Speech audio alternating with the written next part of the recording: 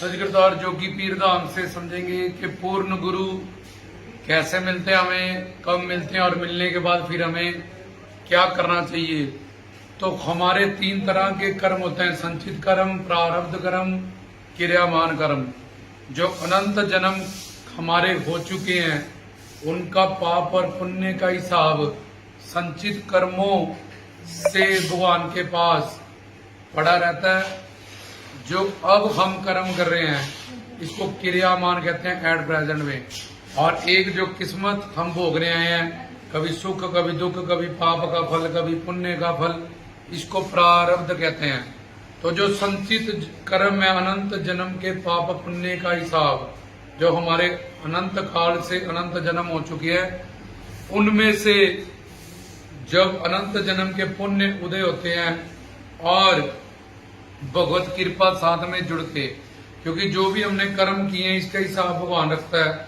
और हमें 84 लाख योनियां अब भोग ली है, उसके बाद अब हमें मानव चोला मिलेगा, इसका हिसाब भी भगवान रखता है। इसलिए भगवत कृपा, क्योंकि हमारे सारे कर्म जड़ है, उसका कोई हिसाब रखेगा और फिर हमें उसके हिसाब से फल देगा अच्छे का। तो भगवान शक्ति है जो हमारे किए हुए कर्मों को फल में परिवर्तन करते हैं, चाहे हम कर्म अच्छा करें चाहे बुरा करें। तो पूर्ण गुरु इस संचित कर्मों में से अनंत जन्म के जो हैं, अनंत जन्म के पुण्य लेके और प्लस भगवत कृपा के बाद हमें मानव चोला मिलता है और फिर उसके बाद और कृपाओं के बाद हमें पूर्ण गुरु मिलते हैं, जो कि त्रिगुणात्मक माया, 4 दोष, पंच क्लेश, श्रोत्रियम ब्रह्मनिष्ठ, ये सब क्वालिटीज या ये सब गुणों से या ये सब जितना भी हमने बोला इनसे पास आउट होते हो, इसको उनको पूर्ण गुरु वेद शास्त्र ग्रंथ पंथ में कहा जाता है। तो ऐसे पूर्ण गुरु का मिलन अनंत जन्म के पुण्य, भाग्य और भगवत कृपा से होता है। अब भगवत कृपा जब पुण्य और अनंत जन्म के पुण्य फलीभूत होने के बाद जब गुरु पूर्ण मिल जाए तो दूसरा सवाल था फिर क्या करना है उसके बाद हमें। तो उनकी तन मन धन से जिनसे उनको सुख मिले, उनको सुखी मिले, उनको खुशी मिले, वो हमने सेवा करनी है। अपने अंतःकरण को शुद्ध बनाना है, क्योंकि शुद्ध मन में ही गुरु अपनी शिव शक्ति का, अपनी दिव्य शक्ति का, दिव्य अंतःकरण का, दिव्य दृष्टि का, जिसको हम 10वें द्वार की विद्या कहते हैं, तीसरी आंख कहते हैं, और हमें अपने ज्ञान से निहाल करेंगे, मालो माल करेंगे। तो तन मन धन से ऐसे पूर्ण सतगुरु की सेवा करें जिनसे उनको खुशी मिले, क्योंकि वो स्वामी हैं, वो मालिक हैं, वो भगवान हैं, वो गुरु हैं, हम सेवक हैं, हम गुलाम हैं, हम दास हैं। तो एक ही गुलामी तो करनी पड़ेगी, जा काल माया की, जा संसार परिवार की, जा हरि गुरु भगवान की। तो हम एक आत्मा है, एक शरीर है, आत्मा के निकलते ही शरीर खत्म हो जाएगा, सारी दुनिया रिश्ते सब खत्म।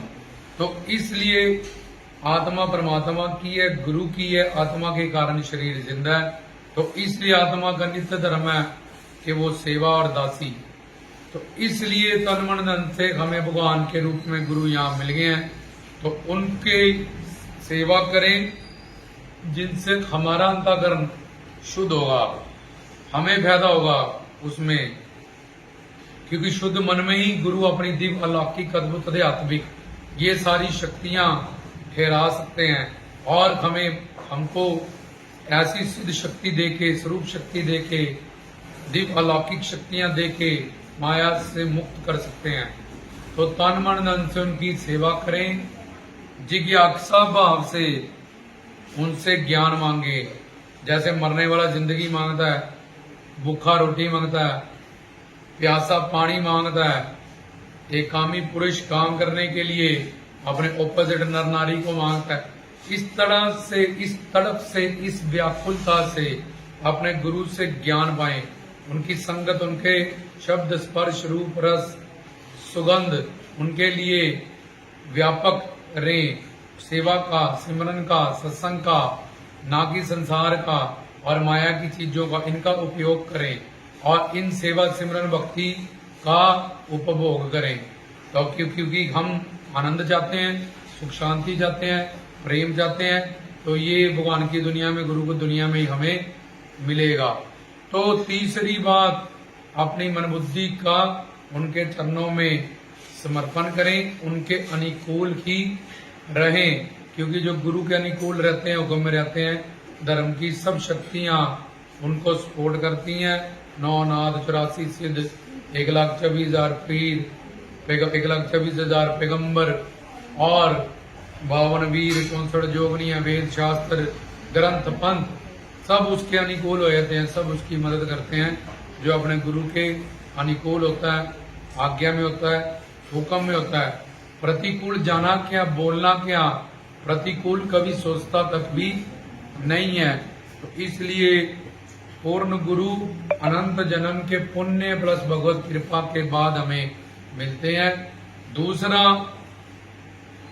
उन सबके मिलन के बाद तन मन धन से उनको जिससे खुशी मिले वो सेवा करें।